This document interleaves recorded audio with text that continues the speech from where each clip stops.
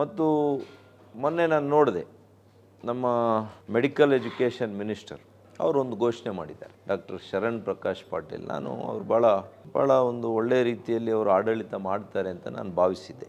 ಇವತ್ತು ಪ್ರಧಾನಮಂತ್ರಿಗಳ ಜನೌಷಧಿ, ಇವತ್ತು ಜನಸಾಮಾನ್ಯರಿಗೆ ಅತಿ ಕಡಿಮೆ ಬೆಲೆಯಲ್ಲಿ ಸಿಕ್ಕುವಂಥ ಔಷಧಿ, ಅದನ್ನು ಸರ್ಕಾರಿ ಆಸ್ಪತ್ರೆಗಳಲ್ಲಿ, ಸರ್ಕಾರಿ ವೈದ್ಯಕೀಯ ಕಾಲೇಜುಗಳ ಆವರಣದಲ್ಲಿರ್ತಕ್ಕಂಥ ಆಸ್ಪತ್ರೆಗಳಲ್ಲಿ ನಿರ್ಬಂಧ ಮಾಡ್ತೀವಿ ಅಂತ ಹೇಳಿರುವಂಥದ್ದು ನಿಜವಾಗಿಯೂ ಕೂಡ ಅತ್ಯಂತ ಖೇದಕರವಾಗಿರ್ತಕ್ಕಂಥ ವಿಷಯ ಮತ್ತು ಜನ ವಿರೋಧಿಯಾಗಿರ್ತಕ್ಕಂಥ ಒಂದು ನಿಲುವು.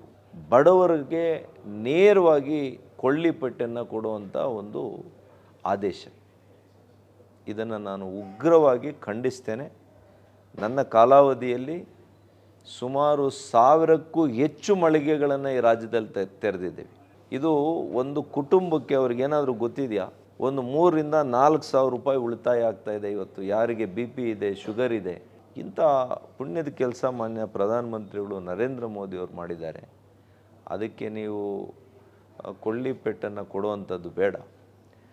ರಾಜಕೀಯ ವೈಷಮ್ಯ, ರಾಜಕೀಯ ದ್ವೇಷವನ್ನು ಈ ರೀತಿಯಲ್ಲಿ ತೀರ್ಸ್ಕೊಳಕ್ಕೆ ಹೋಗಬೇಡಿ. ಇದು ಬಡವರಿಗೆ ನಿಜವಾಗಿಯೂ ಕೂಡ ಭಾಳ ಒಂದು ಅನ್ಯಾಯ ಆಗ್ತದೆ.